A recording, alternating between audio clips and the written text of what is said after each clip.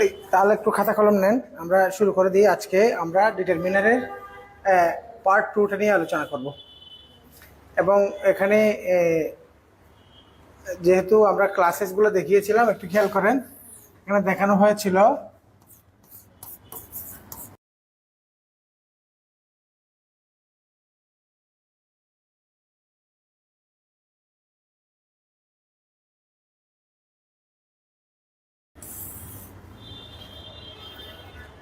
এটা গত ক্লাসের বেসিক জায়গাটাতে আমরা এই জিনিসগুলো দেখিয়েছিলাম, ঠিক আছে? তাহলে এবং এখান থেকে এখানে যদি আমি নাম্বারিং করি, আর্টিকেল, কোয়ান্টিফায়ার, নাম্বারস, ডেমনস্ট্রেটরস, ইন্টারোগেটরস লিখেছি, এটা ইন্টারোগেটিভস বললেও চলে। হ্যাঁ, এরপরেও একটু পরে ইয়া হবে, যেহেতু একটু এখন মাত্র দিছে এই জন্য সময় লাগবে একটু বড় রুম ঠান্ডা করতে। তাহলে এবার খেয়াল করেন, এর বাইরেও কিন্তু আরো কয়েকটা প্রকার দেখানো হয়েছিল। যেমন আমরা এখানে যে সমস্ত প্রনাউন অ্যাজেটিভ হিসাবে ব্যবহার হয়, এদেরকে আমরা প্রোনোমিনাল অ্যাজেটিভ বলি। এবং ডিটারমিনারের ক্লাস বা প্রকারভেদ দেখানোর সময় আমি বলেছিলাম ডিটারমিনার হচ্ছে মূলত বিশেষ শ্রেণীর কিছু অ্যাজেটিভটাকে আমরা দুই ভাগে ভাগ করে থাকি। কিছু অ্যাজেটিভ হচ্ছে আমরা বলি ডেসক্রিপটিভ অ্যাজেটিভ, আর কিছু অ্যাজেটিভ হচ্ছে মূলত আমাদের লিমিটিং অ্যাজেটিভ। এই লিমিটিং অ্যাজেটিভ যারা, তারাই মূলত কি ডিটারমিনার।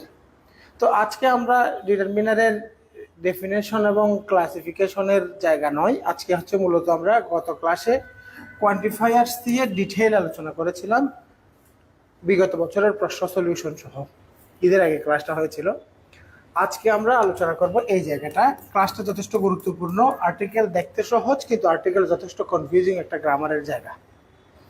তো ক্লাস একটু লম্বা, দরকারি বিষয়গুলো লিখে লিখে ক্লাস করবেন, তাহলে পরে ক্লাসটা কাজে আসবে এবং কি কি পড়াচ্ছেন আগের পড়ার সাথে পরের পড়ার একটা কানেক্টিভিটি খুঁজে পাবেন। তথ্য অনেক বেশি, বুঝতে পারছি? লিখে লিখে করবেন। তাহলে আজকে আমরা আর্টিকেলের দিকে চলে যাচ্ছি। এই ডিটারমিনারের একটা প্রকার হচ্ছে আর্টিকেল, এটা বোঝানোর জন্যই এখানে বোর্ডে যা লিখেছি তা, বুঝতে পারছি? তাহলে আমরা মূল আলোচনায় চলে যাচ্ছি। আমাদের আজকের আলোচনা থাকবে বেসিক্যালি আমাদের কি আর্টিকেল। তো আর্টিকেল জিনিসটা কি? তো আমরা সাধারণত দেখেন আর্টিকেলস, তো আর্টিকেল এক প্রকার অ্যাজেটিভ এবং এদেরকে আমরা ডিটারমিনার বলে থাকি। আবার আমরা জানি সকল ডিটারমিনারই অ্যাজেটিভ। লিমিটিং অ্যাজেটিভগুলোকে আমরা কি বলি? ডিটারমিনার বলি। এখন আর্টিকেলের ক্ষেত্রে আপনি খেয়াল করেন, আমি যদি সাধারণত মনে করেন লিখলাম কি, একটা নাউন লিখলাম স্কুল, এটা একটা নাউন। এই নাউনের আগে আমি যদি বলি, মনে করেন এখানে একেবারে সহজ একটা শব্দ লিখলাম গুড স্কুল, তাহলে গুড শব্দটাকে কি বলবেন?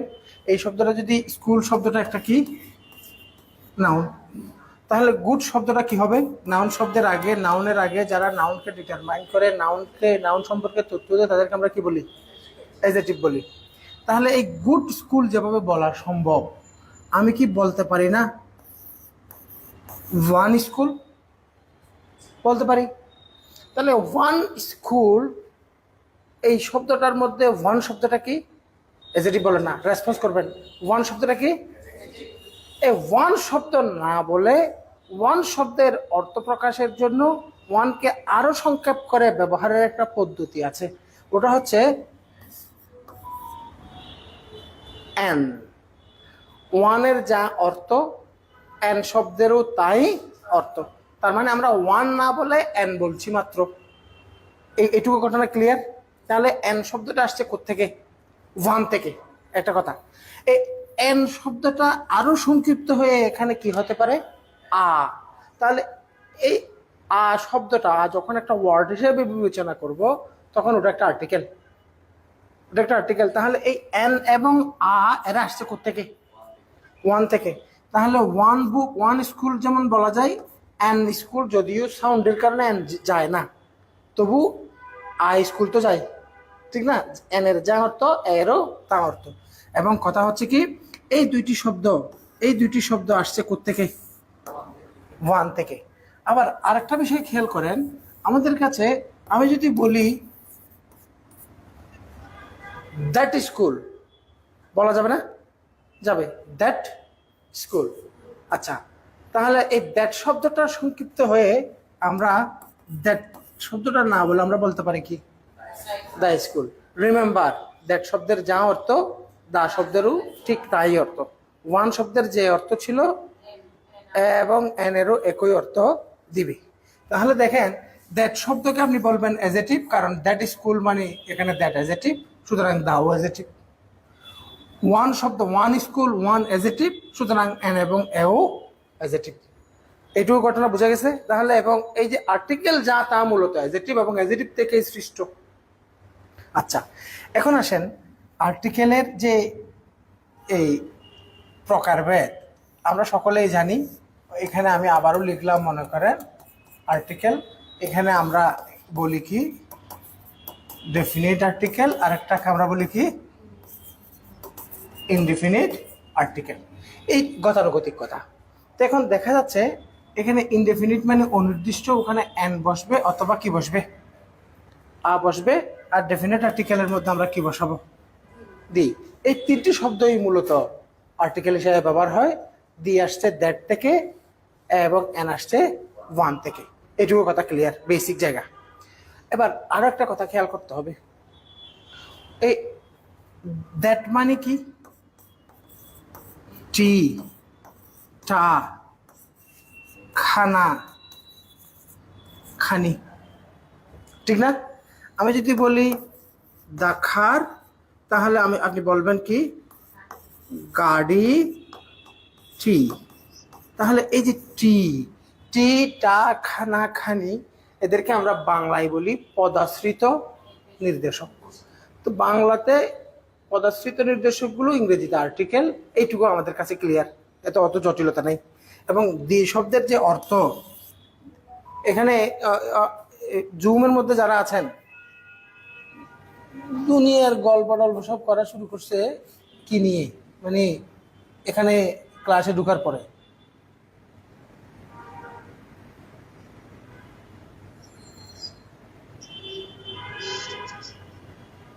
হ্যাঁ, এখন ঠিক আছে, মিউট করে দিলাম সবাইকে। তাহলে এবার আসেন, আরো আছে কথা। দি নিয়ে একটু টেনশন নাই, দি শব্দটা টিটা খানাখানি অর্থ দিবে। তাহলে ওয়ান থেকে আসছে কারা? এ অথবা এন। তো আমরা মূলত এখানে মূলত শব্দ হচ্ছে এ, এন হচ্ছে উচ্চারণের জন্য আমরা শুধু পার্থক্য করব। তাহলে এই এটার একটা অর্থ থাকবে না? তাহলে ওয়ান শব্দের অর্থ কি? এক, বলেন না? ওয়ান শব্দের অর্থ কি? এক। তাহলে আ শব্দের অর্থও কি হবে? এক হবে। কিন্তু আর্টিকেল যখন ওয়ান থেকে আ হিসেবে যখন সে ব্যবহার হয়, সবসময় এক অর্থ দিবে না, খেয়াল করতে হবে। কখনো কখনো সে অর্থই দিবে না। বাক্যের মধ্যে যদি আপনি তার অর্থ প্রকাশ করেন, এক অর্থটি প্রকাশ করেন, অর্থ হবে না। আবার কখনো কখনো সে এক অর্থ না দিয়ে প্রতি অর্থ দেয়। যেমন দেখেন, এখানে এটার অর্থ হচ্ছে এক, আবার আ শব্দের অর্থ হবে প্রতি, প্রতির ইংরেজি হচ্ছে পার। আবার আ শব্দটা কখনো কখনো কি অর্থ দিবে? মানে কোনো অর্থ দিবে না, নো মিনিং, কোনো কিছু নাই। কথা বলছেন?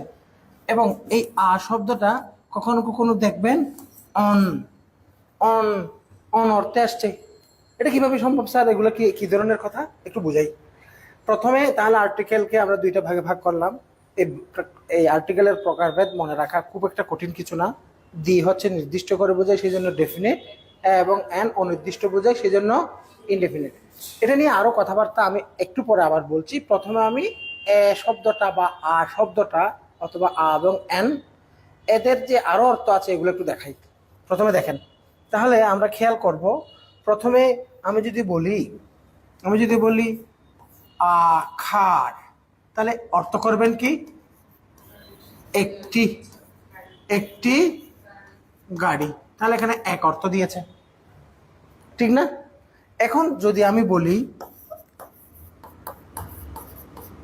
A minute a mile, a minute a mile, এখন অনুবাদ করার সময় কি আপনি বলবেন 1 মিনিটে 1 মাইল? আমরা বলবো প্রতি মিনিটে 1 মাইল, ঠিক না?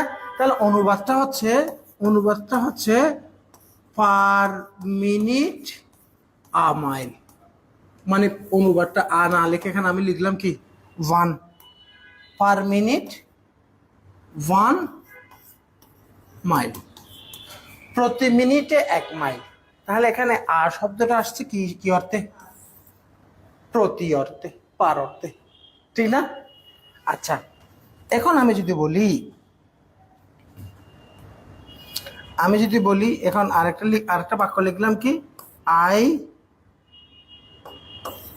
Can drive a car, I can drive a car.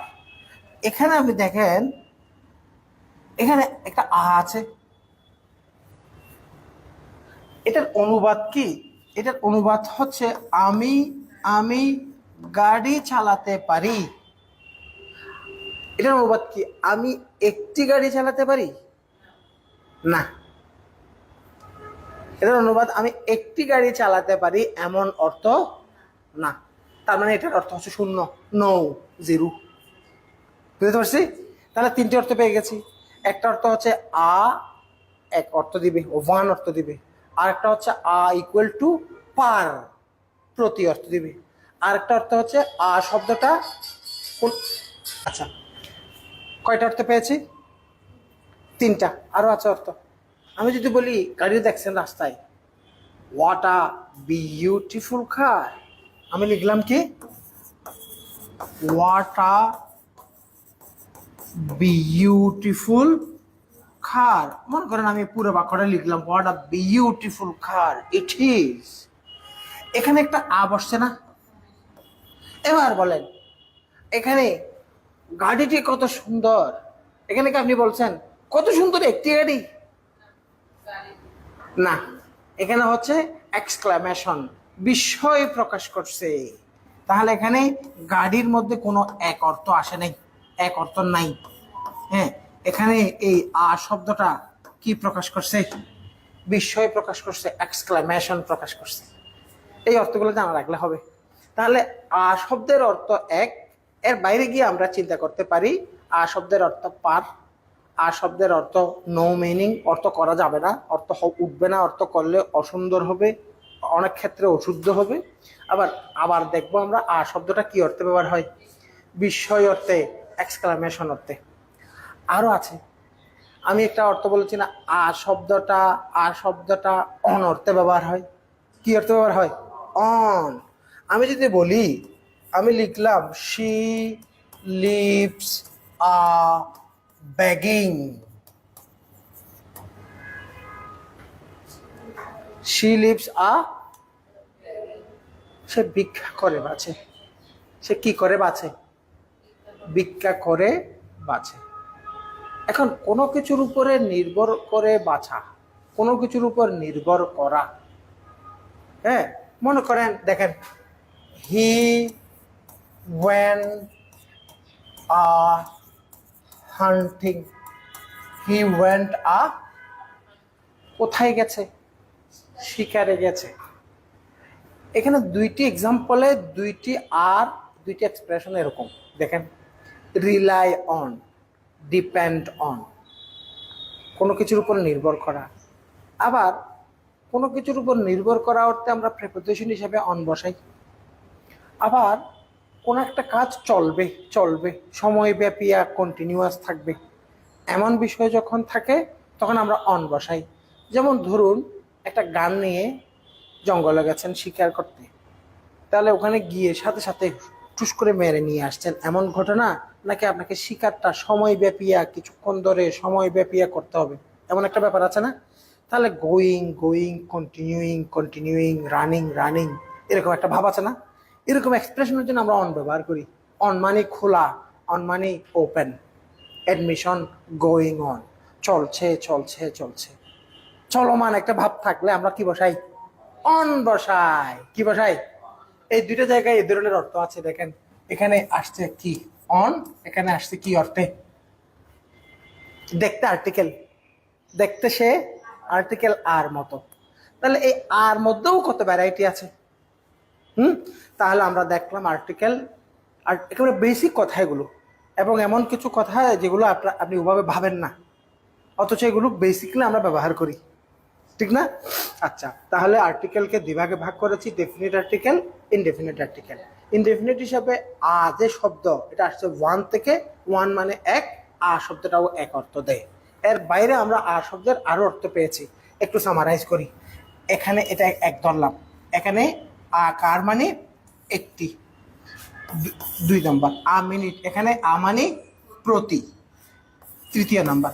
এখানে আ শব্দটা কোনো অর্থ দিবে না, 4 নাম্বার। এখানে আ শব্দটা কি প্রকাশ করবে? বিস্ময়। তারপরে হচ্ছে 5 নাম্বারে এসে আমরা দেখলাম আ শব্দটা কি অর্থে ব্যবহার হয়? অনর্থে ব্যবহার হয়। কথা বুঝতে পারছি? এখানে আসলে মূলত অন শব্দটা আ আ আ এর ছদ্ম বেশি বসছে।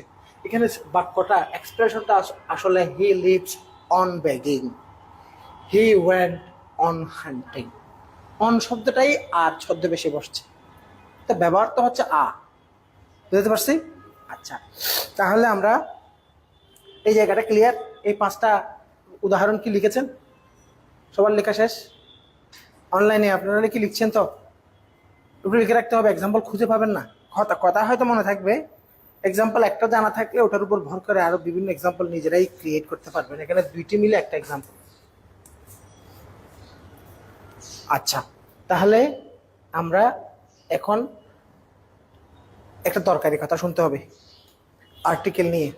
লেখালেখি বন্ধ, আমার দিকে তাকাইতে হবে। আর্টিকেলের মধ্যে মুখে কালে হাত দিও না। আর্টিকেলের মধ্যে একটা কথা সবসময় বেসিক্যালি আপনার কমন সেন্স হিসাবে যে কথাটা জানা থাকতে হবে, ওটা হচ্ছে কি জানেন? অপরিচিত এবং নতুন। অপরিচিত এবং নতুন। আমার মুখে মুখে বলেন, অপরিচিত এবং নতুন কোনো কিছুর সাথে আ অথবা এন বসাবো। আ অথবা কি বসাবো? পরিচিত, পুরাতন দি বসাবো। পরিচিত এবং পুরাতন কোনো কিছুর সাথে কি বসাবো? দি বসাবো। আমি আজকে ক্লাসে আসার সময় বাসে যখন উঠছি, বাসে মেয়েদের জন্য সামনে কতগুলো, ড্রাইভারের পাশের সিটগুলো তো কার জন্য? মেয়েদের জন্য। ওখানে ইঞ্জিন থাকে, গরম থাকে, মেয়েদের জন্য গরম সিটগুলো বরাদ্দ সম্মান করে, ঠিক না? আচ্ছা, ওখানে মেয়েরা বসে। একটা মেয়েকে আমার ভালো লাগছে, সুন্দর সে। এখন সুন্দরটা তো আপেক্ষিক, রিলেটিভ বিষয়। আপনার সুন্দর আমার সুন্দর এক না, আমার কাছে ভালো লাগছে। এখন এসে ক্লাসে যখন আসলাম, বন্ধুকে বললাম, দোস্ত আজকে না একটা মেয়ে দেখছি। এখন যাকে নিয়ে কথা হচ্ছে সে অপরিচিত, যাকে নিয়ে কথা হচ্ছে সে নতুন। তার বিষয়ে আমি প্রথমবার কথা বলছি, তার বিষয়ে আমি প্রথমবার কথা বলছি। এই জন্য বন্ধুকে তার ব্যাপারে আমি কথাটা শেয়ার করার সময় আমি কথাটা বললাম, I saw a girl today. তাকে নিয়ে আমি কখন কথা বলছি? প্রথমবার। কখন? নতুন, অপরিচিত। এবার ক্লাস তো করলাম, ক্লাস করে চলে যাচ্ছি। চলে যাওয়ার সময় স্টেশনে যখন দাঁড়িয়েছি রিক্সার জন্য, মেয়েটা ওদিক থেকে আসছে তার একটা ফ্রেন্ড নিয়ে, বান্ধবীর সাথে। বন্ধু আমার পাশে আছে, বন্ধুকে বললাম, মেয়েটার দিকে দেখ দেখ দেখ, ওই ইয়েলো ড্রেস পরা মেয়েটার দিকে দেখ, ওকে ওই এটা আর কি, এটাকে আমার ভালো লাগছে। মেয়েটার দিকে দেখ, লুক লুক, বলো বলো ইংরেজি বলো, look look at, look at the girl, look at. খেলা শেষ, ঘটনা শেষ, এক কথায় কথা শেষ। দ্বিতীয়বার যখন বন্ধুরে বুঝাচ্ছি, তাকে নিয়ে কি আমি প্রথমবার বলছি না সেকেন্ড টাইম বলছি? সে এখন একেবারে অপরিচিত না পরিচিত, কারণ দ্বিতীয়বার দেখে তারা যখন চিনছি, তাকে নিয়ে যখন ভাবছি, সে পরিচিত, she is known to me, পরিচিত এবং সে পুরানো। দ্বিতীয়বার যখন কথা বলছি, তার সাথে আমি কি বসাচ্ছি? দি বসাচ্ছি। এটা হচ্ছে আর্টিকেলের মূল কথা। দুনিয়ার যত কিচ্ছা কাহিনী সব ব্যাখ্যা কথা, এটা হচ্ছে আসল কথা। লিখে রাখো, অপরিচিত, অপরিচিত নতুন কোন নাউনের সাথে কি বসাবো? আ বা এন। পরিচিত পুরনো কোনো নাউনের সাথে দি। ঠিক আছে, মূল কথা। লিখো লিখো, অনলাইনে জুমে যারা ক্লাস করছো লিখছো, আমাকে আওয়াজ দাও।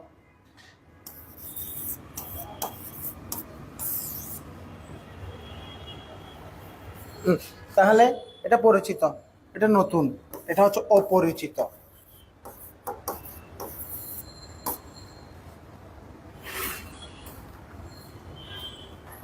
এখন আমি তোমাকে আরো একটা চমৎকার জিনিস দেখাতে যাচ্ছি। ওটা হচ্ছে আর্টিকেলের সাথে কার সাথে সম্পর্ক। এবং আমরা আমাদের যারা বাংলাদেশি যারা স্টুডেন্ট, একেবারে কমন, অলমোস্ট সবাই এই জায়গায় ভুল করে, আর্টিকেলের এই জায়গাটা বুঝতে ভুল করে। এখন আর্টিকেলকে সবসময় তুমি চিন্তা করছো নদ নদীর নামের সাথে বসে, এই বসে সেই বসে, গতানুগতিক ব্যাখ্যা কথাগুলো পড়তে পড়তে আসল কথাটাই আমরা জানি না। কমন এরর থেকে আজকে যারা ক্লাস করছো আর ভুল হবে না। ওভাবে এক দরকারি একটা কথা আমরা এখন জানবো।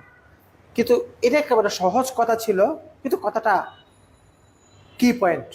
টোটাল আর্টিকেলের মাদার মাদার সেন্স, আর্টিকেলের একটা সেন্স আছে না, সে কি উদ্দেশ্যে ইংরেজিতে আসছে, তার মূল উদ্দেশ্যটা। এবং এন বসবে কার সাথে? নতুনের সাথে। বলো না, কার সাথে? দি বসবে কার সাথে? ক্লাস শেষ। এটুকু কথা ক্লিয়ার, উদাহরণ clear. Now let's come to মূল কথা। মূল কথায় আসো। আর্টিকেল, আর্টিকেল কারা? আর্টিকেলের জাত কি? তার সৃষ্টি কোথায়? এজেটিভ। আর্টিকেলটা কোথায়, কোত্থেকে আসছে? এজেটিভ থেকে। তাহলে এজেটিভের কাজ কি? নাউনটা তেল মারা। এর বাইরে কি তার কোনো কাজ আছে? অন্য কোনো কাজে যদি তুমি এজেটিভকে আনো, সেটা এজেটিভই থাকবে না। নাউনের আগে বা পরে বসে নাউন সম্পর্কে এক্সট্রা তথ্য দেওয়া ছাড়া একটা এজেটিভ কখনো কোনো কাজ করার অধিকার ক্ষমতা রাখে না। বাক্যের মধ্যে এজেটিভ আসতে হলে নাউনকে কেন্দ্র করে আসতে হবে, অন্য কাউকে কেন্দ্র করে কখনো কি আসবে না, এজেটিভ। সে যদি কোনো কারণে কোনো বাক্যে তাকে একা আসতেও দেখো, তাও সে নাউনকে কেন্দ্র করে আসছে।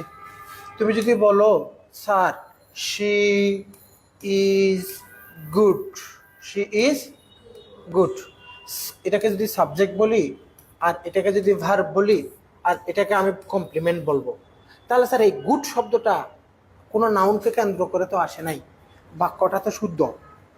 তুমি এরকম আমাকে প্রশ্ন করতে পারো না? পারো তো? তুমি কি জানো এই কমপ্লিমেন্ট যেটা, ওটাও এই নাউনকে কেন্দ্র করে আসছে? এবং কমপ্লিমেন্টগুলো সাধারণত নাউনের মডিফায়ার। কমপ্লিমেন্টটা সাধারণত নাউনের কি? মডিফায়ার।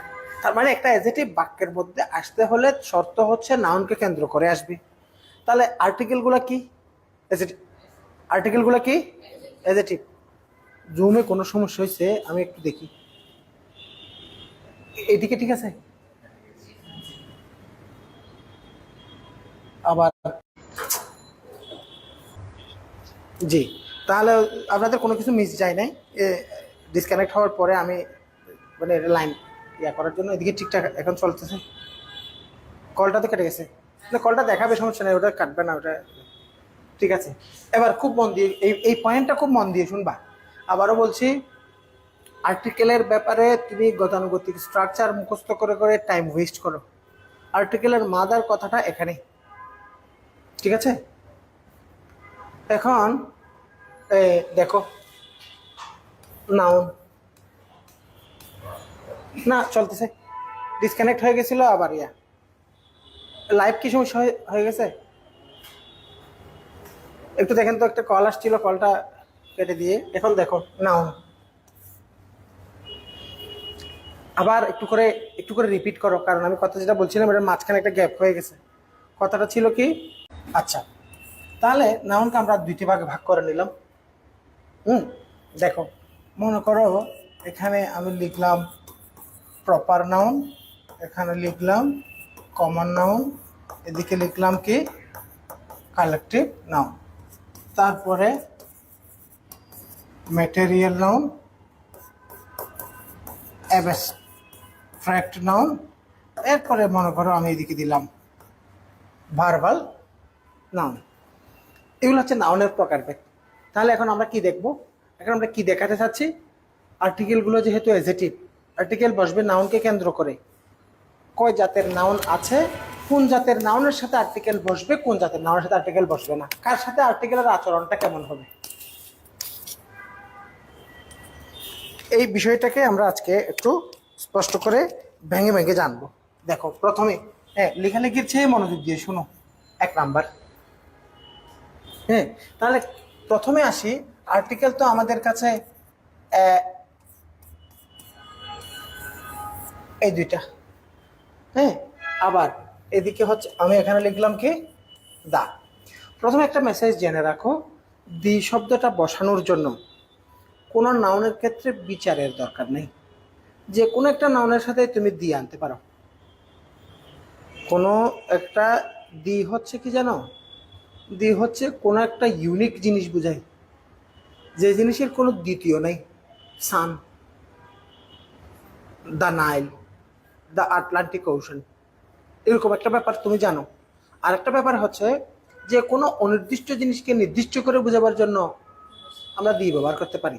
এই জন্য দির আচরণটা, এই যে নাউন, এই নাউনের যে প্রকারভেদ এখানে আমি লিখলাম, এখানে এইদিকে লিখেছি এরা হচ্ছে কাউন্ট, আর এরা হচ্ছে কি নাউন, নন কাউন্ট। এই তো, তাহলে কাউন্ট হোক নন কাউন্ট হোক, যে কোনো নাউনের সাথে আমরা দিকে ব্যবহার করতে পারি। এটা হচ্ছে একটা জেনারেল কথা। এবার আসো ভেঙে ভেঙে দেখাই এবং এনের আচরণটা কিভাবে হবে। মন দিয়ে শুনতে হবে, লেখালেখি ছেও শুনলে দরকারি। প্রথমে আসো প্রপার নাউন।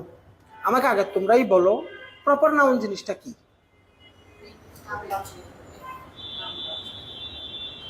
সব নাউন হইতো নামবাচক।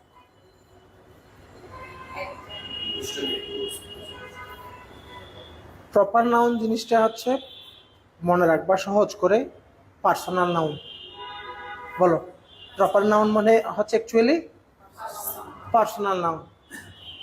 নাউনটা আসলে definition of a man, a person, a place, a thing, anything, what ever. কথা বুঝতে পারছি কিনা? নাউন হচ্ছে কোনো কিছুর পরিচয়।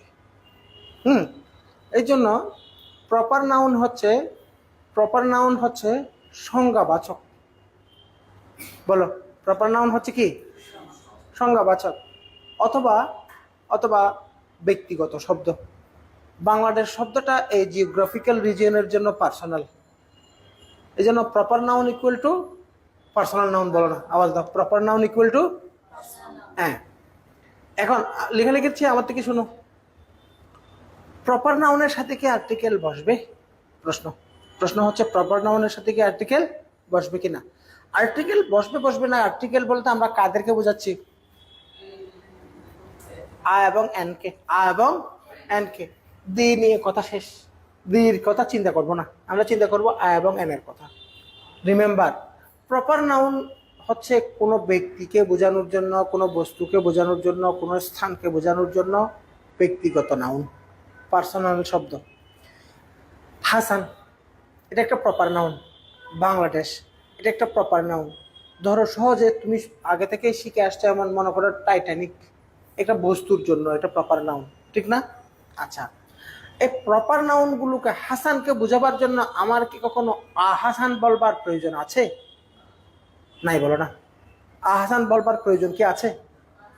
বাংলাদেশকে বোঝানোর জন্য বাংলাদেশ বলার দরকার কি আছে?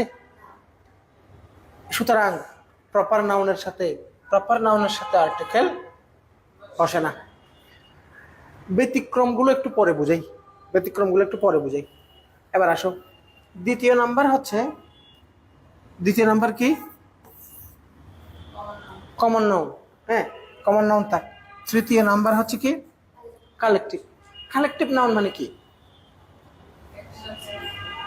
কালেকটিভ নাউনের তুমি সমষ্টিবাচক বিশেষ্য, সমষ্টিবাচক বিশেষ্য সহজে মনে রাখার জন্য, সহজে বুঝবার জন্য কালেকটিভ নাউনের ক্ষেত্রে একটা কথা সবসময় মাথায় রাখবা, ওটা হচ্ছে কালেকটিভ নাউন হচ্ছে এমন সকল নাউন যে সকল নাউনের মেম্বার থাকবে। বলো কি থাকবে?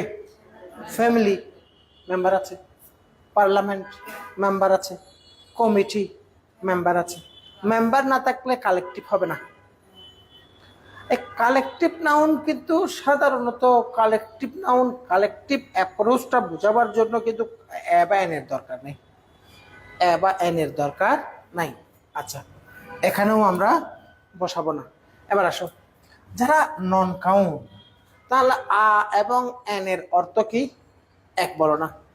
তাহলে 1 2 3 4 এ সমস্ত বিষয়ে ব্যবহার হবে কার সাথে?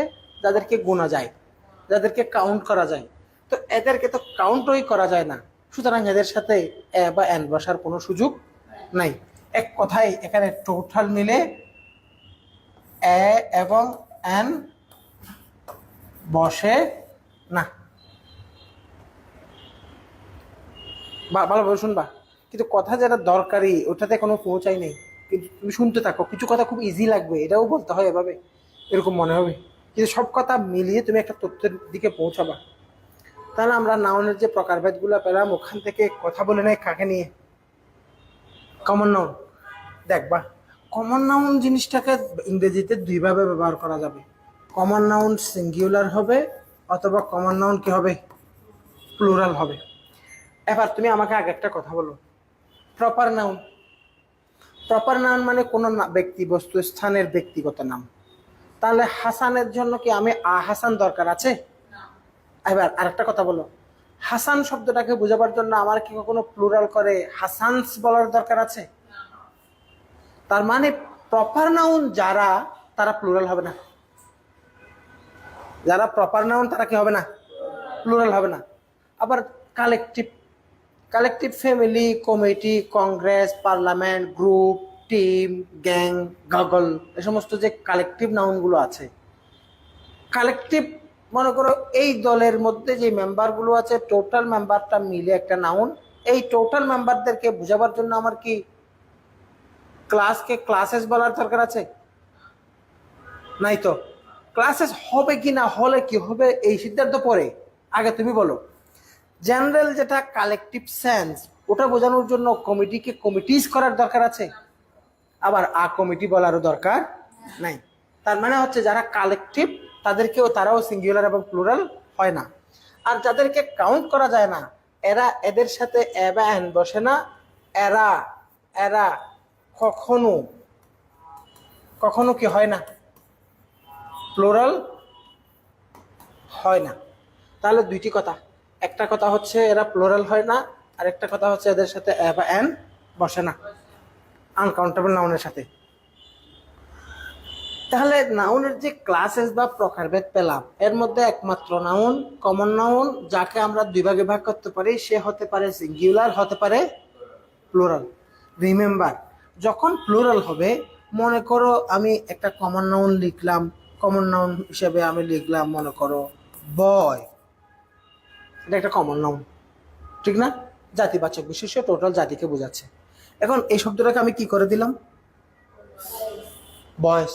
তাহলে একটা কমন নাউনকে সিঙ্গুলার হিসেবে ব্যবহার করা যায়, আবার প্লুরাল হিসেবে ব্যবহার করা যায়। যখন প্লুরাল লিখলাম, আমি যদি এর সাথে একটা বসাই, তুমি নিজে বলো তো এই ব্যাপারটা কি মিলে? একই শব্দ প্লুরাল, আবার এই মানে এক, এস মানে অনেক, এক এবং অনেক একসাথে কি এভাবে হওয়া সম্ভব? সুতরাং যখন প্লুরাল হবে তখন তার সাথে আর্টিকেল এ বা এন বসানোর কথা আসবেই না।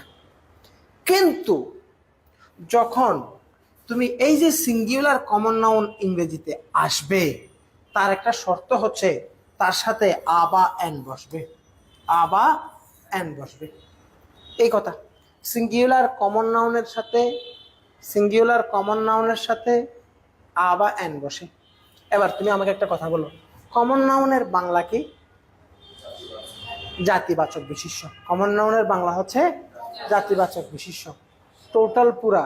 তাহলে বয় বললে সকল বয়কে বোঝাচ্ছে, গার্ল বললে সকল গার্লকে বোঝাচ্ছে, কার বললে সকল গাড়িকে বোঝাচ্ছে, কান্ট্রি বললে সকল দেশকে বোঝাচ্ছে, ম্যান বললে সকল মানুষকে বোঝাচ্ছে। এটা হচ্ছে জাতিবাচক বিশেষ্য। তাহলে এর একটা ধর্ম আছে, একটি শব্দ সবাইকে সাধারণভাবে অন্তর্ভুক্ত করে, সাধারণভাবে অন্তর্ভুক্ত করে, কিন্তু সবাইকে একত্রিত অবস্থায় দেখায় না। একত্রিত অবস্থায় দেখালে তো এখানে একটা কালেকটিভ অ্যাপ্রোচ লাগবে, ইউনিটি থাকতে হবে। কিন্তু ম্যান বললে ওখানে কোনো ইউনিটি বোঝাচ্ছে? তুমিও ম্যান, তুমিও ম্যান, তুমিও ম্যান, ইন্ডিভিজুয়ালি বোঝাই। মন দিয়ে শুনবা কথাটা। তাহলে কমন নাউন মানে কি? জাতিবাচক। এই জাতিবাচক বিশেষ্যকে তুমি কয়ভাবে প্রকাশ করতে পারো? দুইভাবে, সিঙ্গুলার, প্লুরাল। যখন প্লুরাল হবে তখন প্লুরাল হিসেবে জাতিবাচক বিশেষ্য পুরো জাতিকে বোঝাবে। বয়েস সকল বয়কে বোঝাচ্ছে, বুকস সকল বইকে বোঝাচ্ছে, কার্স সকল গাড়িকে বোঝাচ্ছে। কিন্তু কমন নাউন যখন সিঙ্গুলার হবে তখনও কিন্তু সে সকল পুরো জাতিকেই বোঝায়, পুরো জাতিকেই বোঝায়। খুব মন দিয়ে শুনবা। এবং তখন তার সাথে এ বা এন বসে। এই জায়গায় আমরা সকলে ভুল করি। কিছু উদাহরণে আমি দেখাতে হবে আমাকে। তুমি আগে আমাকে একটু হিসাব দাও। তাহলে নাউনের যে প্রকারভেদ, নাউনকে আমরা প্রথমে কয় ভাগে ভাগ করেছি? দুই ভাগে। Count noun, non count noun. এটা কাউন্ট করা যাবে, কাউন্ট করা যাবে না। কাউন্ট নাউনকে তিন ভাগে। তাহলে প্রপার নাউনের সাথে আর্টিকেল এ বা এন বসে না, কালেকটিভ নাউনের সাথে আর্টিকেল এ বা এন বসে না, এদের সাথে আর্টিকেল বসার সুযোগ নাই, এবং এরা প্লুরাল হয় না, এবং এদের সাথে এ বা এনও বসে না। একমাত্র নাউন পেয়েছি যেটা কমন নাউন। কমন নাউনকে আমরা কয়ভাবে ব্যবহার করি? দুইভাবে, সিঙ্গুলার, প্লুরাল। যখন সিঙ্গুলার হবে তখন তার সাথে এ বা এন বসে, প্লুরাল হলে এ বা এন বসার সুযোগ নাই। এবার একটা কথা শোনো, এবার শোনো। মনে করো আমি একটা লিখলাম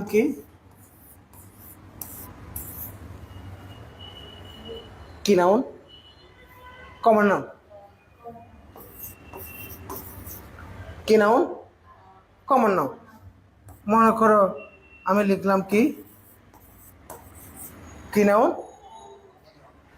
তাহলে বই, বুক বলতে সকল বই, কার বলতে যে কোনো গাড়ি, সকল গাড়ি, ঠিক না? এদেরকে দিয়ে আমরা পুরো জাতিকে বোঝাবো। পুরো জাতিকে বোঝাবার জন্য আমাদের কাছে এই শব্দগুলো ব্যবহারের কয়টা পদ্ধতি? দুইটা, সিঙ্গুলার, প্লুরাল। আবার বলো, সিঙ্গুলার, প্লুরাল।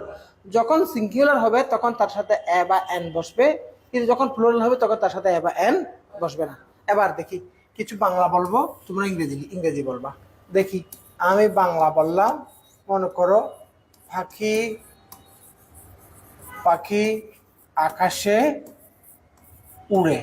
খুব সহজ এক্সাম্পল দিচ্ছি যেন তুমি সহজে জিনিসগুলো বলতে পারো। মনে করো আমি বললাম আমি গাড়ি চালাতে পারি। আগে দুটো শব্দের অনুবাদ করি আমরা। প্রথমে আসো, এখানে একটা শব্দ আছে কি? পাখি। একটা শব্দ কি? হ্যাঁ। আর একটা শব্দ এখানে হচ্ছে একটা গাড়ি। পাখি কি নাউন? Common noun. গাড়ি কি নাউন? Common noun. তাহলে কমন নাউনকে ব্যবহারের কয়টা পদ্ধতি? দুইটা। তাহলে একটা পদ্ধতি হচ্ছে তুমি এটাকে বলবা বার্ড, আর একটা তুমি এটাকে বলবা কি? বার্ডস। তুমি এখানে এই শব্দটাকে বলবা মনে করো খার, অথবা এই শব্দটাকে বলবা কি? কার্স। এই তো। এখন আসো ইংরেজি করো। পাখি আকাশে উড়ে। তাহলে আমি লিখলাম birds fly in the sky. তাহলে এখানে আমরা কোনো সমস্যা নাই, birds fly in the sky, পাখি আকাশে উড়ে। সকল পাখিকে বোঝাচ্ছে, সকল পাখি আকাশে উড়ে। এবার তুমি সিঙ্গুলার দিয়ে বলো। এবার বলো তো, ফ্লাইস ইন দ্য স্কাই। এই বাক্যটাতে এখানে এটা সিঙ্গুলার, তখন এর সাথে একটা কি বসবে বলো? আবার। তাহলে হয়তো আবার্ড বলতে হবে অথবা বার্ডস বলতে হবে। অর্থাৎ যখন সে সিঙ্গুলার হবে তখন তার সাথে একটা এ অথবা এন বসবে। এই যে পাখি, এই পাখি শব্দের মধ্যে কি আমি এক বা একটি এমন কোনো বাংলা বলেছি? আবার আমি কি বলার সময় বলেছি পাখিগুলো আকাশে উড়ে, পাখিরা আকাশে উড়ে বলেছি? তাহলে পাখিগুলো বলি নাই, বার্ডস বলছি, অথবা একটি পাখি বলি নাই আর বার্ড বলছি। এই জায়গাটা আমরা একেবারে 99% মানুষ ভুল করি। এবার বলো, এবার তোমরা এই জায়গাটা সঠিকভাবে আমাকে অনুবাদ করো। দেখি বলো, আমি আমি বললাম আই ক্যান ড্রাইভ। এবার এখানে কি হবে?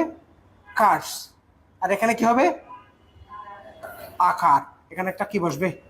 আ। তাহলে এবং এখানে কি আমি বলার সময় বলেছি আমি একটি গাড়ি চালাতে পারি? আবার আমি কি বলার সময় বলেছি আমি গাড়িগুলো চালাতে পারি? বাংলা অনুবাদ হচ্ছে গাড়ি, কিন্তু ইংরেজি লেখার সময় হয়তো তুমি বলবা আকার, অথবা তুমি বলবা কি কার্স। এই কনসেপ্ট ক্লিয়ার হলো? তাহলে নাউন যত আছে সকল নাউনের মধ্যে সব সময়ে ন্যাচারালি এ বা এন বসে কোন নাউনের সাথে? সিঙ্গুলার কমন নাউনের সাথে।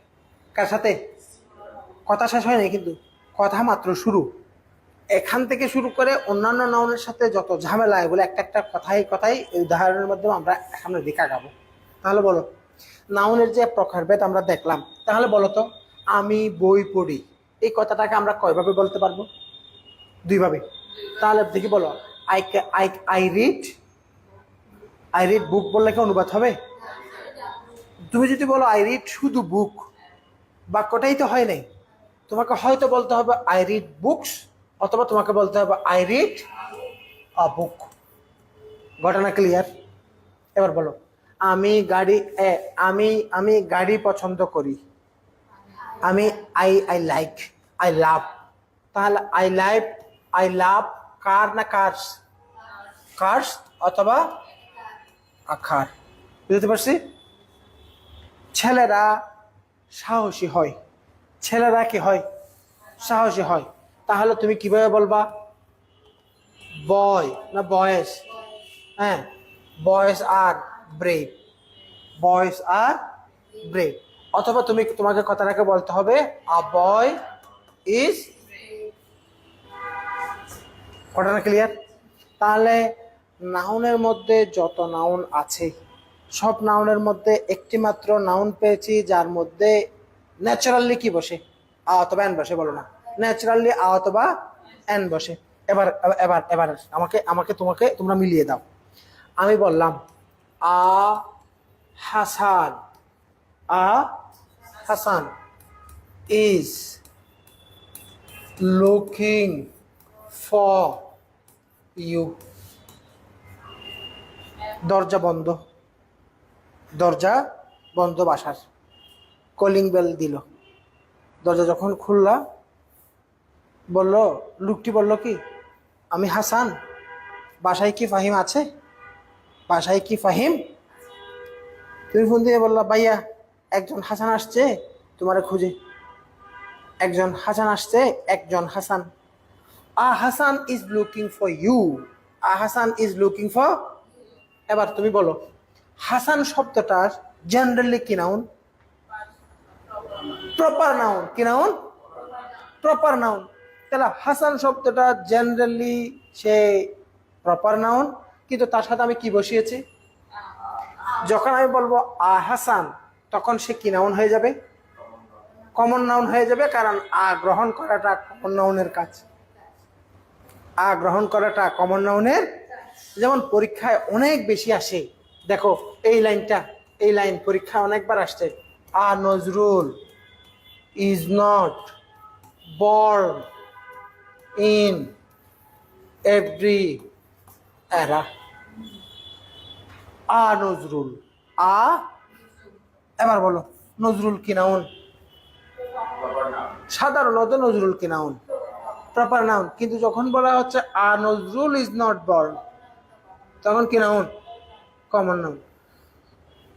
তুমি তোমার চোখ লাল হয়ে গেছে, তোমার চোখ কি হয়ে গেছে? লাল হয়ে গেছে। কি অবস্থা, কি সমস্যা? তুমি বললা কি চোখে একটা বালি পড়ছে, চোখে একটা বালি পড়ছে।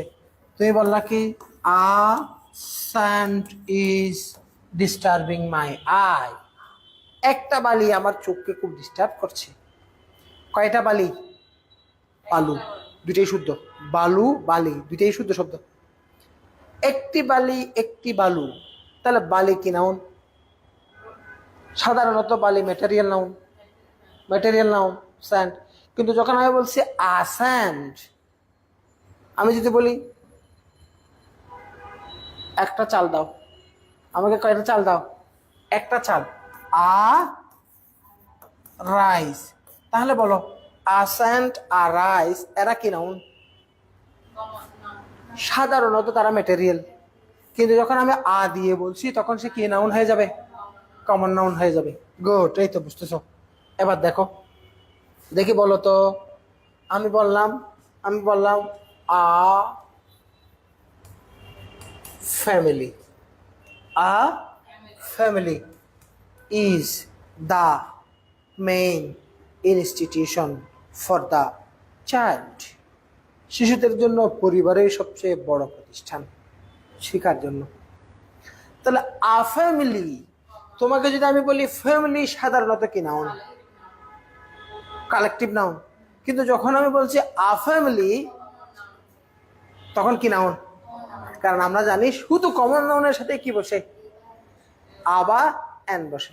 এবার আমি যদি বলি families are responsible for the কি degradation of their child or children. Families are responsible for the moral degradation of their children. পরিবারগুলাই নৈতিক অবক্ষয়ের জন্য, শিশুদের নৈতিক অবক্ষয়ের জন্য দায়ী। Families are responsible for the moral degradation of their children. Families কি noun? Common noun. কি noun? কারণ plural হওয়াটা কার কাজ? বুঝতে পারছি। তাহলে এখন আমি প্লুরাল বা ওইদিকে আমি যাওয়ার উদ্দেশ্য না, আমার উদ্দেশ্য হচ্ছে আ বা এন বসানোর যে বিষয়। তাহলে ন্যাচারালি কোনো কথা ছাড়া, কোনো শর্ত ছাড়া এ বা এন বসে কার সাথে? ওটা লিখে দিলাম না?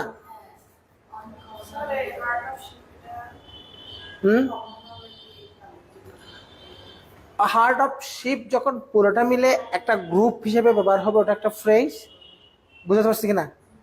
তখন ওটাকে তুমি হার্ট অফ শিপ পুরোটা মিলে একটা নাউন হিসেবে ধরা হচ্ছে, তখন ওটা কালেকটিভ। বুঝতে পারছি? Herd of sheep. এখন তুমি যদি বলো শুধু হার্ট, মনে করো শুধু কথাটা লিখছো হার্ট, হার্ট বানানটা ই দিয়ে, গরুর পাল। হার্ট অফ শিপ ভেড়ার পাল, মেষের পাল। অথবা হার্ট অফ কাউ। হ্যাঁ, এখন এই যে শুধুমাত্র যদি হার্ট বলো তাহলে তখন সে কমন নাউন হয়ে যাবে। কিন্তু যখন টোটাল ফ্রেজটাকে এভাবে বলো হার্ট অফ শিপ, তবে এক্সেপশন কিছু আছে। কিছু শব্দ জেনুইনলি কি হিসেবে ব্যবহার হয়? কালেকটিভ নাউন অফ মাল্টিটিউড হিসেবে ব্যবহার হয়। আচ্ছা, তাহলে আমরা এখন যে জায়গাটা ক্লারিফাই করার চেষ্টা করেছি ওটা হচ্ছে আ বা এন বসানোর যে জায়গা, ন্যাচারালি কোনো শর্ত ছাড়া, কোনো কারণ ছাড়া ব্যবহার করার জন্য ওই নাউনটার সাথে এমনিতেই এ বা এন বসে, ওটা হচ্ছে কি নাউন? সিঙ্গুলার কমন নাউন বলো না, সিঙ্গুলার।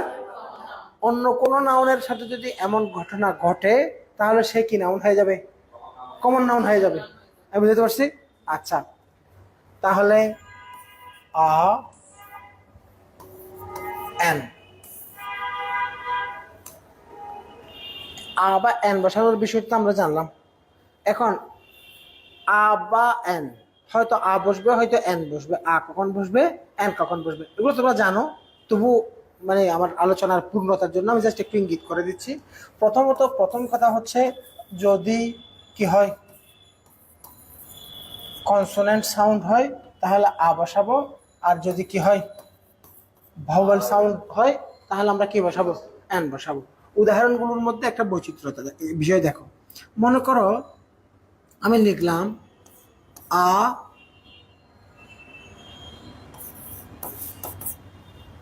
বয়, তাহলে আ বসছে যেহেতু বিটা কনসোনেন্ট সাউন্ড, ঠিক না?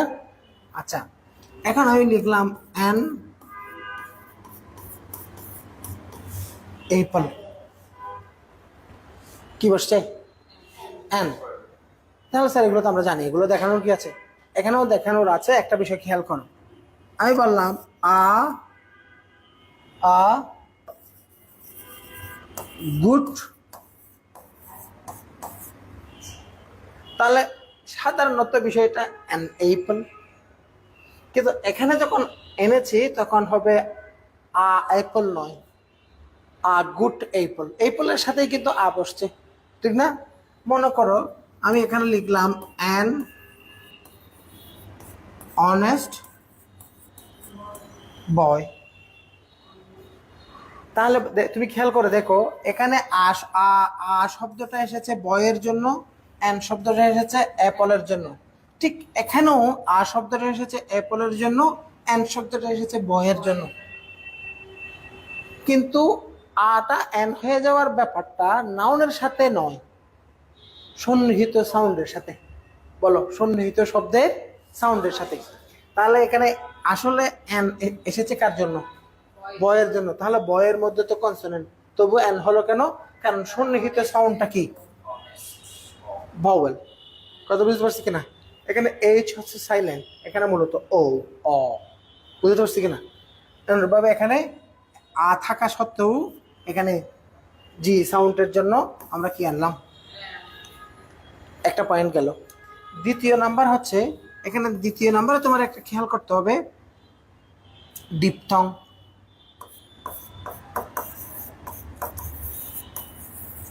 ডিপথং নিয়ে তোমার একটু সচেতন থাকতে হবে। ডিপথং হচ্ছে যৌগিক স্বর, ছিল না? যৌগিক স্বর, হ্যাঁ হ্যাঁ, এটা তো আমি মুছে ফেলতে পারবো, কারণ এখানে এমন কিছু লিখি নাই যেটা একেবারে অনেকক্ষণ রাখার দরকার আছে। তোমরা বাংলা বর্ণমালায় স্বরে অ, স্বরে আ, হ্রস্ব ই, দীর্ঘ ই, তারপরে হচ্ছে হ্রস্ব উ, তারপরে হচ্ছে দীর্ঘ উ। এখানে কি হবে?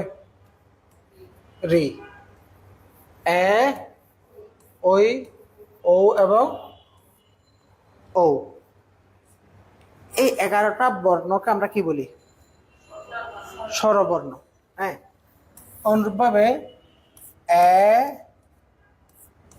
ই, আই, ও এবং ইউ, হ্যাঁ, এদেরকে আমরা বলি কি? ভাওয়েল। আর এদেরকে আমরা বলি স্বরবর্ণ। তো বাংলায় যারা স্বরবর্ণ, ইংরেজিতে তারা ভাওয়েল। ইংরেজিতে তারা কি? ভাওয়েল। বাংলা স্বরবর্ণের ভেতরে মৌলিক এবং যৌগিক স্বর আছে। এখানে টোটাল বর্ণ কয়টা? 11টা। এবার আসো, ভালোভাবে খেয়াল করবা। এই যে বর্ণমালা, এখানে টোটাল বর্ণ হচ্ছে 11টা। এবার তুমি আমাকে বলো, এখানে মৌলিক কয়টা? 7টা। এখানে যৌগিক কয়টা? 2টা। বলো না, যৌগিক কয়টা? 2টা। তাহলে 11টা থেকে 11 থেকে 2 কেন হলো? ব্যাপারটা একটু দেখো, সহজ। এটা আমি অনেক সময় নষ্ট করবো না, সিম্পলি এমন একটা ক্যালকুলেশন দিবে যেন তুমি ইজিলি ব্যাপারটা সবসময় মনে রাখতে পারো। দেখো, এখানে 2টি বর্ণ আছে, এই 2টি বর্ণকে আমরা যৌগিক বলি। দেখো, আমি যদি ওই লিখি তাহলে এটার উচ্চারণটা 2টি মৌলিক স্বর একসাথে মিলে একটি বর্ণের মধ্যেই উচ্চারিত হচ্ছে, এই জন্য তারা যোগ হয়ে 2টি মৌলিক যোগ হয়ে যৌগিক হচ্ছে, ঠিক না? দেখো,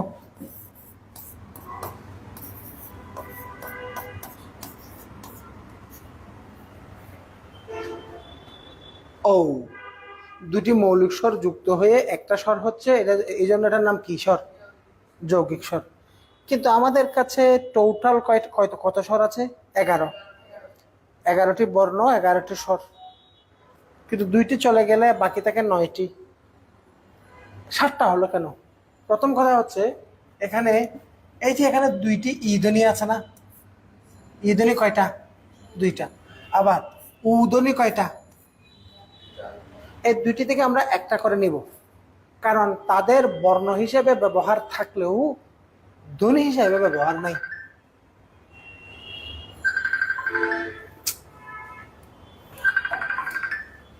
মানুষের এত প্রয়োজন করে, এটা কি ক্যান্সেল কোনটা?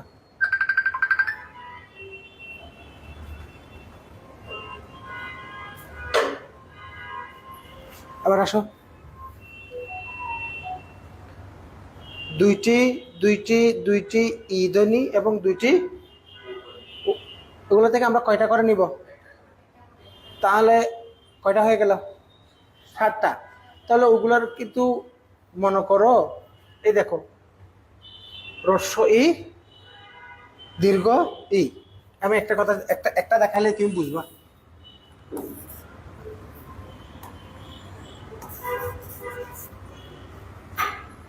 চলে যাচ্ছে কেন?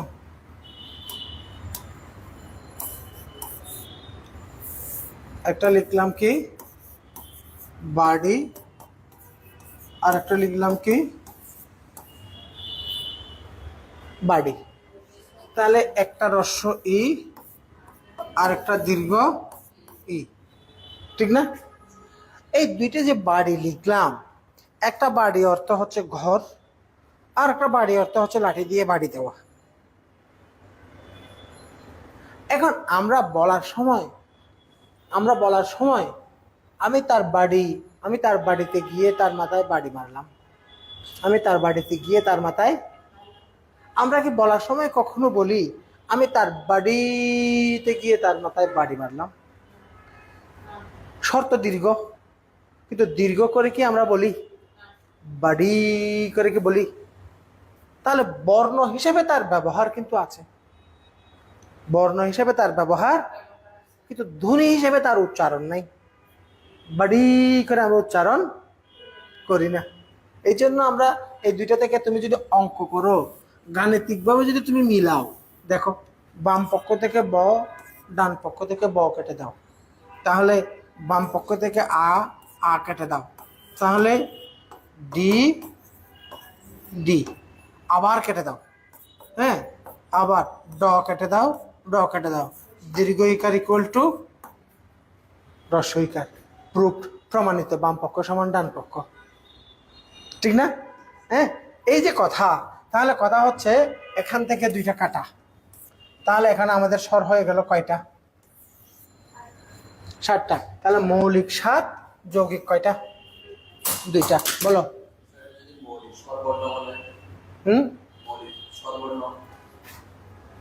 ধ্বনি যা বর্ণ তা, ধ্বনির লিখিত রূপ হচ্ছে বর্ণ, ধ্বনির লিখিত রূপ হচ্ছে কি? বর্ণ। কোনো পার্থক্য নেই, কোনো পার্থক্য নাই। এখন বর্ণ হিসাবে তাদের অস্তিত্ব, তাহলে কি আমরা 9টা বলবো কিনা? না, কারণ কারণ ধ্বনিগুলা হচ্ছে মূলত বর্ণের মাধ্যমেই প্রকাশিত হয়। হ্যাঁ, তাহলে আমার এবার আসো, এখানে যৌগিক পাইছি না আমরা? যৌগিক স্বর, যৌগিক স্বর, যৌগিক কথাটাকে ইংরেজিতে বলে ডিপথং। যৌগিক স্বর কথাটার ইংরেজি হচ্ছে কি? ডিপথং। এবার দেখো ইংরেজিতে কি এরকম স্যার যৌগিক আছে? আছে, দেখো ইউ,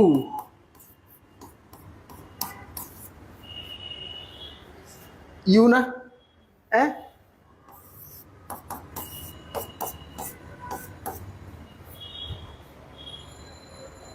ও শব্দটা যখন আমি যখন বলছি ওপেন, তখন উচ্চারণ ও,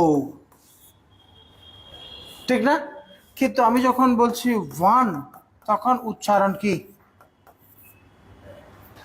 ওয়া, ঠিক না? যখন যৌগিক হবে তখন বসবে, কথা বলছো কিনা? আর যখন মৌলিক হবে তখন এন বসবে, বলো না? তখন কি বসবে? এন বসবে। এবার বুঝছো ডিপথং কি জিনিস? হ্যাঁ হ্যাঁ, তাহলে আমি লিখলাম ইউনিভার্সিটি, আমি লিখলাম ইউনিক, আমি লিখলাম ওয়ান। এরা কি যৌগিক নাকি মৌলিক? যৌগিক।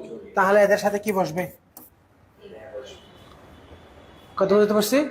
কিন্তু যদি এখান থেকে এরা একই একই রকম বিষয় যদি এখানে এভাবে হয়, লিখলাম কি আমব্রেলা ওপেন, তাহলে এখানে কি বসবে? An umbrella an open minded man, তাহলে অ্যান বসবে। অর্থাৎ এখানে যদি উচ্চারণ যদি মৌলিক হয় তাহলে আমরা কি বসাবো? অ্যান। আর যদি এখানে ডাবল চলে আসে তখন আমরা কি হবে? কনসোনেন্টের মতো ভূমিকায় থাকবে। বুঝতে পারছি? এই হচ্ছে এ বা এন নিয়ে অনেক কথাবার্তা হলো। এবার আমরা এখান থেকে স্লাইড থেকে আমরা কিছু জিনিস দেখব। দেখো এখানে আমরা দেখতে পাচ্ছি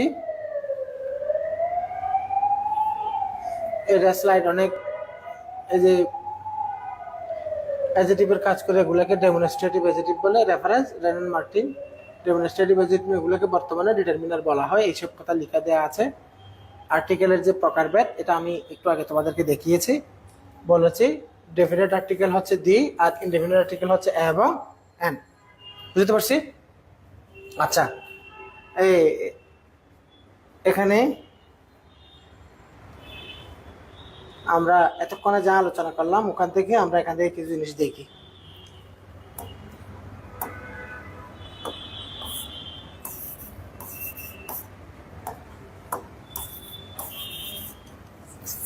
দেখি বলো। 1 number, the definite article is. Definite article হবে, তাহলে এরা ইনডেফিনিট, তাহলে এটা কি হবে? দা। 2 নাম্বার প্রশ্ন। হ্যাঁ, প্রথমে বসলে বড় জিনিসের সাথে বসলে দা, ছোট জিনিসের সাথে বসলে বাক্যের মাঝখানে বসলে দি। হ্যাঁ, এভাবে। আর বাউল কনসোনেন্টের সাথেও পার্থক্য আছে।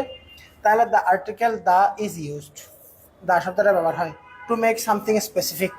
হ্যাঁ, has no use or meanings, এটা তো হবে না। তাহলে টু মেক থিংস জেনারেল হবে না। To make a thing real না। অ্যান্সার হবে কি? Something specific. তারপরে হচ্ছে 3 নম্বর প্রশ্নটা দেখি আমরা। 3 নম্বর প্রশ্ন আমরা দেখতে পাচ্ছি আ, এ, এন এন্ড দি আর, এদেরকে আমরা কি বলবো? এরা কি অ্যাডভার্ব হবে? ডেমনস্ট্রেটিভ অ্যাডভার্ব হওয়ার সুযোগ আছে? কনজাংশন হওয়ার সুযোগ নাই। তাহলে এরা কি হবে? Demonstrative adjective. তবে এই কথাটাও সবসময় ঠিক না, কারণ হচ্ছে আর শব্দটা সবসময় কি ডেমনস্ট্রেট করে? এরা মাঝে মধ্যে জেনারেলাইজ করে না? হ্যাঁ, এই কিন্তু একটা কথা হচ্ছে কি জানো, তুমি যখন বলবো ওয়ান বুক, তাহলে এটা ডেমনস্ট্রেট করছে এক প্রকার স্পেসিফিক করার ক্ষেত্রে, যদিও এটা অ্যাডজেক্টিভ অফ নাম্বার। হ্যাঁ, কিন্তু যদি তুমি বলো দ্য বুক, তখন কিন্তু ডেমনস্ট্রেট করার কাজটা করছে, ব্যাপারটা এখানে। আচ্ছা, তারপরে আমরা এবং এনের ব্যবহার। এখানে এই গতানুগতিক যে সমস্ত তথ্য তোমাদের জানা দরকার, এগুলোর মধ্যে এই কথাটা আমি বলেছি, কোনো শব্দের শুরুতে যদি সাউন্ড কনসোনেন্ট হয় তাহলে আমরা কি বসাবো? তাহলে বি, এ বসছে, বি আসছে, আ বসছে। অনুরূপভাবে এখানে ইউ, আমব্রেলা, এন আসছে। অনুরূপভাবে তুমি দেখো এখানে ও, এন বসছে। এই জিনিসগুলো দেখানো হয়েছে। এত প্রাইমারি জিনিস বারবার আলোচনা করার মতো কঠিন কিছু না। এখানে কিছু শব্দ খেয়াল করো। এই শব্দগুলোতে তুমি দেখতে পাচ্ছ প্রত্যেকটা শব্দ এই ভাওয়েল দিয়ে শুরু হয়েছে, কিন্তু ভাওয়েলগুলোর উচ্চারণগুলোর মধ্যে ডিপথং আসছে। কি আসছে? Diphthong, double vowel. হ্যাঁ, তুমি দেখো ইউ, ইউ, হ্যাঁ খেয়াল করছ? ইউজফুল, এখান থেকে পরীক্ষা চলে আসবে কিন্তু কমন। প্রয়োজন এটা ছবি তুলে নাও। হ্যাঁ, যেমন আমি কোনটা পরীক্ষা আসতে দেখাই। ইউলজি, এটা 33 BCS আসছে, কথা বলছো? 40 বা 41 BCS 1 আসছে। তারপরে হচ্ছে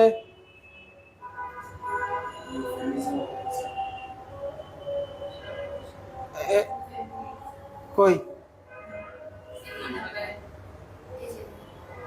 এই প্রশংসা, প্রশংসা, প্রশংসা করা, আর কিছু না, এটার অর্থ। তাহলে শব্দগুলো একটু খেয়াল করো। আবার এইচ যে বর্ণটা, এটা সাইলেন্ট থাকার যে সমস্ত শব্দ, যেমন দেখো এটাকে আমরা হেয়ার বলি, কিন্তু ওরা কিন্তু হেয়ার উচ্চারণ করে না। হ্যাঁ, এই জন্য এটা এন হচ্ছে অনেকের কাছে এন, মানে অ্যানঅনেস্ট বয় এটা যত সহজ, হেয়ারের ক্ষেত্রে অনেকে ভুল করতে পারে। অনারারি এটা তুমি আমরা ব্যবহার করি হিসেবে তোমার ভুল হবে না। তারপরে হচ্ছে এই যে আরবাল, আরবাল, হারবাল, ঠিক না? আমরা বলি কি কলিকাতা হারবাল। আচ্ছা, তারপরে হচ্ছে অনারেবল, এই সমস্ত শব্দ, এগুলো আমরা খেয়াল রাখবো। তারপরে আসো এই যে 4 নাম্বার পয়েন্ট একটু খেয়াল করবো। অ্যাব্রিভিয়েশনের প্রথম অক্ষরটি ভাওয়েলের মতো উচ্চারিত হলে তার পূর্বে আ না বসে কি হবে? এন হবে। অর্থাৎ অ্যাব্রিভিয়েশন শুরুর, অ্যাব্রিভিয়েশনের শুরুর বর্ণটা, শুরুর লেটার যেটা, ওটা কিন্তু কনসোনেন্ট, কিন্তু উচ্চারিত হচ্ছে কি হিসাবে? ভাওয়েলের মতো। তখন আমরা কি আ না হয়ে কি বসাবো? এন বসাবো। ঠিক আছে, এই জিনিসগুলো খেয়াল করো। যেমন দেখো এমপি, তাহলে এম হচ্ছে কনসোনেন্ট, হ্যাঁ, কিন্তু উচ্চারিত হচ্ছে কি হিসেবে? এম। হ্যাঁ, তাহলে অন্যভাবে দেখো এম বি এ, একই রকম ঘটনা গেল। এইচ, হ্যাঁ, তো শুরুতে কি আছে? হ্যাঁ, এম এ এস, শুরুতে কি আসছে? এস। এম বি আসছে এস বি, তাহলে উচ্চারণটা কিরকম? এস। হ্যাঁ, কিন্তু বি এ, কারণ শুরুতে এ বর্ণ আসে না, শুরুতে আসছে কি? B. A B A, N B A নয়। এই হচ্ছে কিছু প্রাইমারি কথা, এটা আমি তোমাদেরকে বুঝাইছি নতুন পরিস্থিতি। এক ইউনিট বুঝাতে উই শুড টেক অ্যানাউন্স, ঠিক আছে। তারপরে হচ্ছে আ 17 years old গার্ল, এটা মূলত আগার, ঠিক আছে। A unit of this section, তাহলে এখানে ইউনিটের আগে এভাবে, অর্থাৎ এক অর্থে আমরা এভাবে ব্যবহার করতে পারি। এত জিনিসগুলো এত কিছু লাগবে না, তুমি যতটুকু আমরা বেসিক থেকে জেনেছি ওগুলো জিনিস মাথায় রাখবা। এই যে দেখো ডজন, 100, মিলিয়ন, 1000, স্কুল ইত্যাদি ওয়ার্ডগুলো পূর্বে আ বসে, অর্থাৎ এটা টোটাল রাউন্ড ডজন, এরকম বোঝাতে 8 ডজন ব্যবহার হবে। এরকম এই যে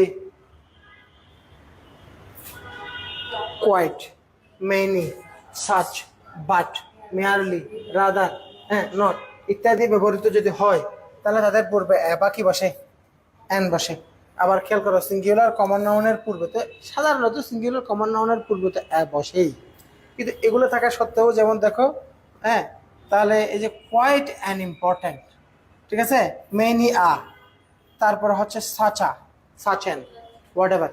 ভালোভাবে খেয়াল করো, সিঙ্গুলার কমন নাউনের পূর্বে, কমন নাউনের পূর্বে যদি এখান থেকে কিছু থাকে, হ্যাঁ, তাহলে দেখো মেনি গার্ড, মেনি গার্ড, তাহলে মেনি গার্ড এই কথাটাকে আমরা কিভাবে বলতে পারি? Many a guard. অথবা মনে করো আমি লিখলাম কি সাচ গার্ড, তাহলে আমরা লিখলাম কি সাচ আ গার্ড। কিন্তু কথা হচ্ছে যদি মনে করো a good guard, a good guard, তো তুমি তো বলো নাই যে গুড আগার, তুমি কি বলছো? Good agar. কিন্তু যখন সাচ বলছো, তুমি যখন বলছো কি সাচ, তখন বলছো কিন্তু সাচ আ গার্ড। এই জন্যই কথাটা এবার উল্লেখ করা হয়েছে। কোয়াইট, মেনি, সাচ, এই সমস্ত শব্দ থাকলে ওই আর্টিকেল যেটা থাকে কমন নাউনের আগে, ওটা তাদের পরে গিয়ে বসে। ইম্পর্টেন্ট, ইম্পর্টেন্ট, এটা রাখবা। মানে এটা আমি স্টার দিছি, ক্রস দিই নাই। অনুরূপভাবে এ ফিউ, লিটল, এদের সাথে এগুলো তোমরা ডিটারমিনারের ওই যে গত ক্লাসের চ্যাপ্টারে আমরা পড়েছি। এবার এবার খেয়াল করো 15 নম্বরটা। এই জিনিসগুলো কিন্তু মুখস্থ করা ছাড়া কোনো নিয়মের মধ্যে যায় না। খেয়াল করছো? যেমন তোমাদের সর্দি কাফ হলে, মাথা ব্যথা হলে, সর্দি হলে, জ্বর হলে, এই সমস্ত যে ওষুধগুলা, এগুলোর ক্ষেত্রে আমরা অথবা কি বসাই, অ্যান বসাই। ঠিক আছে? ঠান্ডা লেগেছে, তাহলে আই হ্যাভ কোল্ড বলা হবে না, বলা হবে কি আই হ্যাভ আ কোল্ড। অনুরূপভাবে মনে করো আমার মাথা ব্যথা করছে, শি হ্যাজ, শুধু হেডেক না, এখানে একটা কি আসবে, আ হেডেক। এটাও ছবি তুলে রাখতে পারো, দরকারি। এই সমস্ত বিষয় পরীক্ষায় আসলে এই নির্দিষ্ট শব্দগুলো জানা ছাড়া কোনো নিয়মের ভেতরে যাবে না, ওভাবে মাথায় রাখতে হবে। তাহলে 15 নম্বরটা আমরা একটু মার্ক করেছি।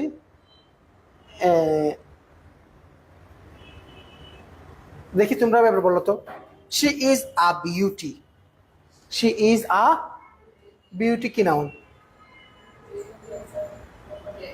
সাধারণত বিউটি হচ্ছে অ্যাবস্ট্রাক্ট নাউন, বলো না, সাধারণত বিউটি হচ্ছে অ্যাবস্ট্রাক্ট নাউন।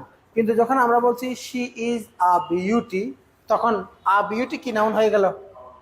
কমন নাউন হয়ে গেছে। গুড, এই তো প্রশ্ন, আমি যে ওভাবেই প্রশ্নটা করেছিলাম। তাহলে মনে করো জাস্টিস, এমনিতে জাস্টিস, জুরি, জাস্টিস, জাস্টিস মানে হচ্ছে ন্যায় বিচার, ন্যায়।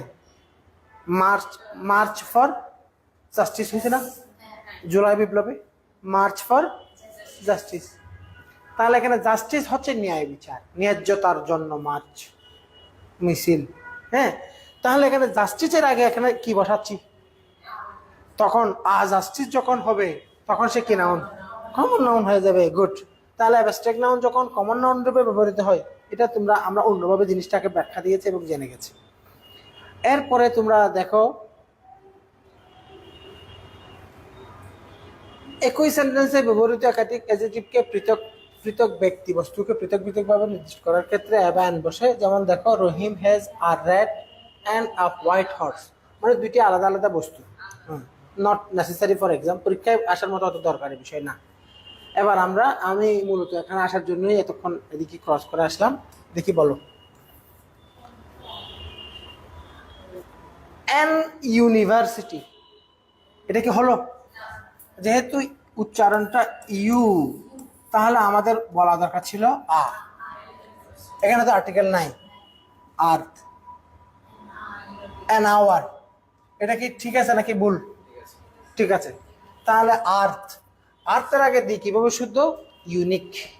ইউনিক, যে সমস্ত জিনিস unique, one and only, one and তার সাথে দিবস, এটা এই কথাটা আমাদের বলা হয়ে গেছে। সুতরাং কারেক্ট, কারেক্ট, এটা কারেক্ট কারণ এটা প্লুরাল, সুতরাং এটা ভুল। তারপরে আসো দ্বিতীয় নাম্বার, ম্যানের পূর্বে কোন আর্টিকেল বসালে মানব জাতি বুঝাই? হ্যাঁ, তাহলে বলো এখানে কি দি বসাবো? তারপরে হচ্ছে এটা তো না, এখন বলো অ্যান বসবে? ম্যানের সাথে অ্যান কি কোনোভাবে যায়? যায় না। সুতরাং আমরা এই জিনিসটা রেখে দিলাম, এই জিনিসটাও রেখে দিলাম। আবার ম্যান, মনে রাখবা এটা একটা এক্সেপশনাল কথা, শুধু ম্যানের জন্য কথাটা মনে রাখতে হবে। তুমি আমাকে বলো, বই উপকারী বন্ধু, বই উপকারী বন্ধু, কথাটার ইংরেজি কি হবে? A book. Books are good friend বা ফ্রেন্ডস, অথবা a book is the best friend, ঠিক না? আ বুক। দেখি আবার বলো তো, তাহলে গাড়ি কার, কার উপকারী বাহন অথবা কার আরামদায়ক বাহন, ইংরেজি করো আকার। গুড। বলার সময় কি বলছো? আকার ইজ কমফোর্টেবল ভেহিকেল। আকার ইজ, আকার ইজ। তাহলে কমন যে কোনো নাউনের সাথে আমরা আ বসাচ্ছি না, এবং এটার উপরেই জোর দেওয়া হয়েছে আজকের ক্লাসে। কিন্তু মানুষ মরণশীল যখন তুমি বলবা, তুমি বলছো ম্যান ইজ মর্টাল, তুমি বলো নাই আ ম্যান ইজ মর্টাল। কেন স্যার? ম্যানের এক আর্টিকেল বসে না, বুঝতে পারছি? তাহলে স্যার ওখানে তাহলে ম্যানের বানান মনে হয় sir M E N, M E N হলে ম্যান আর মর্টাল হতো না, ওটা তো M A N, man is, man. তাহলে আম্যান কেন বলি নাই? ম্যান এক্সেপশনাল, ম্যানের সাথে আর্টিকেল বসে না, সুতরাং দিও আসবে না, এগুলো আসার কথা না। অ্যান্সার হবে কোনটা? বুঝতে পারছি? নিয়মটা জেনে রাখবা। আচ্ছা, এবার আসো তৃতীয় number, Choose the correct sentence. The gold is a precious metal. এখন গোল্ড কি নাউন? Material noun. এখন ম্যাটেরিয়াল নাউনের ক্ষেত্রে আর্টিকেল বসানোর মানে ম্যাটেরিয়াল নাউন যখন সাধারণভাবে ম্যাটেরিয়াল অর্থেই ব্যবহার হবে তখন তার সাথে কিন্তু কোনো আর্টিকেল আমরা আনবো না।